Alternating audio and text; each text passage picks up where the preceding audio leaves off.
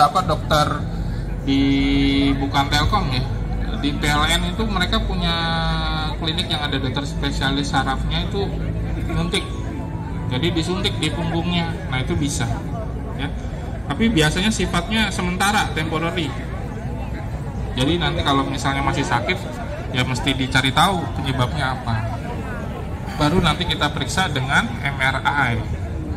Kadang pasien dibawa ronsen, cuma ronsen kan nggak akan menjawab apakah ini saraf kejepit apa bukan, karena nggak kelihatan. Ya, jadi kalau ada bilang, dok ini dari ronsen saya kok dibilang saraf kejepit, belum tentu. Jadi harus MRI dulu. Ya, kalau MRI ada, kita bisa tahu nih saraf kejepit apa enggak. Ya. Nah ini yang paling terakhir jalan kalau misalnya tidak ada perubahan adalah operasi.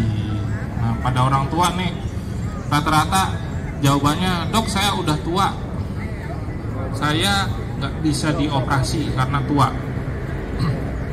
Bener nggak kalau udah tua nggak boleh dioperasi? Lantainya lurus, datar, pakai matras tipis. Nah itu, misalnya bapak ibu lagi pegel punggungnya, tidur aja di lantai keras, biasanya enakan. Ya. Kemudian biasanya ergonomi kerja. Nah ini kalau misalnya bapak ibu udah pensiun kan jarang ini lagi ada aktivitas kecuali punya usaha sampingan ya. Misalnya kayak duduk lama, boleh nggak kita duduk lama-lama? Sebenarnya kalau duduk setiap 1 jam harus bangun. Kalau duduk lama, misalnya kalau kita duduk di depan komputer, kalau udah buat meja, tidur istirahat bangun, enggak 1 lagi. jam mesti Ya. bangun, jalan 1-2 menit sama ya? duduk lagi. Ya, jadi kalau misalnya berarti duduk kita nggak udah boleh sama-sama tua lama-lama. ya Pak? Nyetir gimana dok? Kan kalau nyetir jauh-jauh ya udah. Kalau bisa di setiap rest area istirahat, bangun, Bagus. stretching, Kesadaran masuk orang lagi. untuk olahraga Cuma itu udah kalau misalnya tinggi banget ya. nggak sempet Muter macet aja segala dia. macem ya boleh stretching di dalam mobil ya. Kemudian tadi misalnya ibu-ibu jemur pakaian ya pasti begini nih, Iya betul. ngambil baju ini bungkuk pasti ya. Kalau bisa kasih bangku atau meja, baru cuciannya taruh di situ, jadi nggak bungkuk ya. Bapak-bapak juga misalnya naik sepeda, sepedanya sih untung saya lihat itu ada yang naik sepeda ke sini ya. Iya banyak Pak. Nah kalau bisa posisinya jangan bungkuk begini, beban agak gini aja, stangnya jadi ditinggiin atau joknya diturunin ya. Oh. Jadi biar ergonomis, jadi kalau naik sepeda nggak pegel. Jadi Om nggak boleh pakai RB Om. Ya. Kemudian RB kan gini kan? semua harus paling nggak kalau memang Kalau sudah kita sering-sering yang lakukan lepas tangan terus nggak tidak ada apa-apa lah. perubahan, baru datang konsultasi berobat ke dokter. Ya. Kalau misalnya memang butuh jemput karena sakit banget, karena biasanya ada pasien tiba-tiba kambuh sakit, nggak bisa bergerak, nggak bisa jalan, mau ke dokter bisa kita jemput ya. Jadi nggak usah khawatir, yang penting satu kita harus bisa cegah masalah tulang belakang ya. Iya. Alamat Tugu Jamrut. Saya makin turun nih makin silo soalnya, ntar bapak ibu lihat silo dari saya. Simpel dok, mungkin seandainya kita ini sudah divonis saraf kejepit nih. Iya. Kadang-kadang kan sakit gitu ya. Iya. Pada saat sakit itu pertanyaan saya adalah boleh nggak kita pijit-pijit? Karena saya ragu pijit ini boleh apa enggak. Kadang-kadang kita bingung gitu.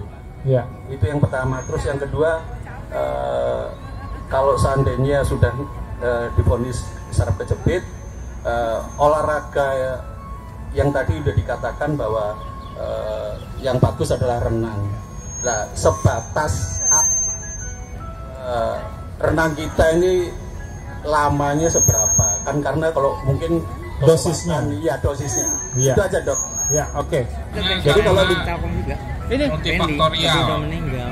Jadi salah satu yang bapaknya terkena memang adalah usia-usia lanjut. Jadi sifatnya degeneratif, penuaan, ya. Jadi kalau misalnya bapak ibu sudah makin nambah usianya, biasanya tulang sudah mulai keropos, kemudian kulit sudah mulai keriput, Gisut. Oke. Kemudian biasanya ada pengapuran. Nah, rata-rata ibu-ibu tuh suka sakit di lutut, terus berobat dibilangnya pengapuran, ya. Tapi ternyata di tulang belakang juga bisa pengapuran. Nah, itulah salah satu penyebab sakit atau nyeri pada tulang belakang yang kita bilang kadang ini saraf terjepit. Tapi sebenarnya karena memang penuaan, nggak usah saya nggak ngangkat berat, saya nggak kerja berat, saya berat badannya juga ideal, kok bisa sakit? Ya karena memang karena usia bisa masalah, ya. Jadi saraf terjepit ini memang kadang kalau kita pikir ini gara-gara usia, tapi ternyata karena saya bilang multifaktorial, salah satu penyebab yang lainnya adalah bisa aja karena pekerjaan yang berat sama berat badan, ya. Nah, kalau misalnya kita punya masalah saraf terjepit, kira-kira keluhannya apa? Sakit. Sakit di mana? Di tulang belakang. Punggung, belakang, ya. Nah, tulang belakang itu nggak cuma di punggung, tapi dari leher sampai ke tulang ekor. Nah, jadi kalau misalnya ibu ada sakit di leher, bisa jadi juga saraf terjepit, ya. Atau sakit di tulang ekor, bisa aja saraf kejepit. Sakit di bokong, bisa aja saraf kejepit. Nah, kalau misalnya ada saraf kejepit, nyeri yang khas itu adalah nyeri yang menjalar.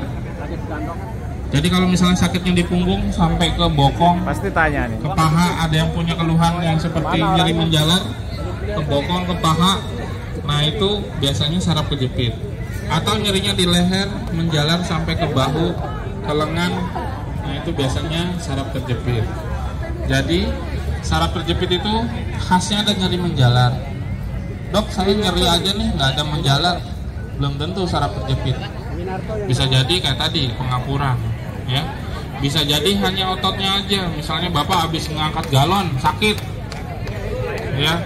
Bisa jadi ibu-ibu habis ngangkat jemuran.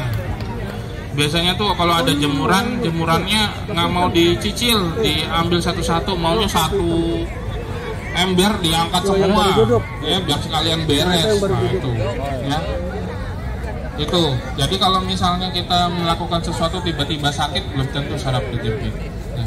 Atau ibu-ibu suka jatuh di dapur, di kamar mandi, kepleset, jatuh ke duduk. Nah, itu bisa jadi tulangnya geser. Nah, kalau tulangnya geser bisa jadi saraf terjepit. Tahu pasti kebagian lah. Nyerinya kayak tadi menjalar, ya. Kemudian selain nyeri menjalar ada yang namanya kesemutan. Nah, gitu. Ya, ada yang punya rasa kesemutan di tangan atau di kaki nggak? Iya. Oh tuh, ibu-ibu, bapak-bapaknya nggak ada. Ada. Tapi lagi sibuk makan. Ya, jadi kalau kita punya kesemutan itu salah satu penyebabnya saraf kejepit. ini panitia aja. Tapi kalau misalnya bapak ibu punya kencing manis, bisa jadi penyebabnya gula darah, ya. Nggak selalu saraf kejepit, tapi kalau ternyata nggak punya gula darah tinggi, terus ada kesemutan, ya bisa aja saraf kejepit. Gitu. Nah, saraf kejepit sama kencing manis ini bedanya apa? Kalau saraf kejepit biasanya sih satu kaki, tapi kalau kencing manis biasanya kanan kiri. Jadi dua-dua. Ya, tapi kalau saraf kejepitnya berat bisa jadi kanan kiri juga. Tapi biasanya awalnya sih satu. Kemudian ada yang namanya gangguan motorik, kakinya berat, susah jalan, ya. Mungkin ada bapak ibu yang punya teman seangkatan yang udah susah jalan. Jadi kalau misalnya jalan berat, saya biasanya tanya pasien, kalau jalan masih kuat nggak?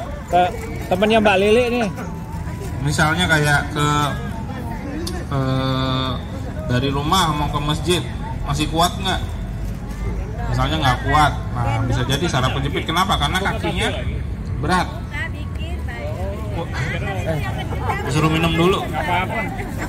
Tadi kalau ke masjid nggak kuat, tapi kalau gue jauh kuat tuh. Nah, kalau misalnya ada yang seperti itu bisa jadi ada gangguan motorik, kakinya udah lemah, ya. Kalau dia udah lemah bisa jadi karena saraf kejepit. Deketan Itu biasa kita pasar. bilang kalau pada lansia itu namanya stenosis. Mana ya? Kalau stenosis itu emang terjadi akibat salah satunya penuaan juga. Jadi kalau misalnya bapak ibu punya teman atau ada orang tua di rumah, siapapun itu terus susah jalan, nah bisa jadi saraf kejepit ya. Terus kalau misalnya kita punya masalah saraf terjepit, biasanya mesti diapain sih? Dibawa kemana? Terapi. Selain dibawa terapi, bawa Sekarang kemana? udah pinter bikin itu rel. Kemana? Kemana? Udah pinter bikin Diurut rel. katanya. Bagus aku lihat. Boleh nggak sih kalau kita saraf kejepit diurut? Nggak boleh. Kenapa? Mana sehat. Tambah sakit. Ibu udah Tapi pinter kalau bikin orang yang rel udah juga. pernah aku lihat. biasanya mereka tahu. Tapi kalau orang yang nggak tahu biasanya mereka mau coba dulu nih diurut. Percobaannya Karena mereka biasanya suaminya. takut kalau ke dokter, takut kalau berobat. Kenapa? Kalau saraf terjepit stigmanya itu pasti dilakukan Mbak Lili. operasi, Kalau udah ya. banyak Jadi bisa dapat mereka duit biasanya tuh. bawa ke Kopi bisa dapat pengobatan tradisional dulu. Misalnya bapaknya yang sakit, biasanya disuruh mijit, ibunya disuruh ngurut, ya. Tapi kalau misalnya nggak ada perubahan, masih sakit, baru dibawa ke dokter. Kalau nggak ke dokter, ya tadi itu terapi, ya. Terapi biasanya diapain? Dipanasin, dikasih pijit apa massage pakai ultrasound atau pakai listrik kayak TENS gitu, ya. Nah, biasanya itu bisa kita lakukan kalau memang masih awal. Tapi kalau misalnya nanti sudah kita lakukan tidak ada perubahan, mesti diapain? Baru biasanya datang berobat ke dokter. Ke dokter siapa biasanya? Dokter saraf, ya. Biasanya kalau pasien saya tanya, biasanya kalau saraf kejepit ke dokter siapa? Saraf, karena ada kata-kata saraf. Jadi dokternya ke dokter saraf, ya. ortopedi. Terus yang kedua tadi ke dokter rehab juga bisa, ya. Nah yang ketiga jadi pilihan memang bisa ke dokter tulang, ya, ortopedi. Itu Tapi jangan takut ya ke dokter ortopedi bedah tulang Iya, itu ada- nanti jangan ke ada dokter bedah jurusannya tulang deh, ortopedi nanti di saya UI. bedah. Belum tentu, ya. Jadi kalau misalnya kita punya masalah tulang belakang, pilihan itu boleh, tapi kalau memang tidak ada perubahan ya bisa ke second opinion ke dokter yang lain, ya, ke dokter rehab, ke dokter bedah tulang juga boleh. Terus kalau misalnya kita sudah ke dokter diapain? Biasanya dikasih obat. Boleh nggak kita minum obat terus-terusan? Nggak boleh. Kenapa? Suka minum obat juga. Nah, sehat ya, di sini, banyak pasien saya yang barangkali ya. nganggap obat itu sebagai Kalau Pak Imam jalan mana? keluar, ya. Beda ada puluhan tahun. Kalau kita punya penyakit kronis boleh minum terus karena obatnya juga Soalnya obat kalau darah kronis. tinggi Ya, harus walaupun tiap ada hari. efek samping, contohnya kayak kencing manis, hipertensi itu kan seumur hidup. Ya, tapi kalau Katanya anti nyeri itu Harus bukan apanya? obat Minum obat setiap kronis, hari. bukan obat buat diminum terus-terusan. Pak Imam itu? Ya, Enggak, nanti kena istriku. lambung, ginjal. Yang paling parah apa? Toleransinya turun. Ya. Toleransinya naik. Jadi kalau kita biasa minum Ada satu tadi. tablet, Tutup. udah hilang. Nanti sebulan mesti 2. Bulan depan lagi mesti 3. Terus begitu, nambah.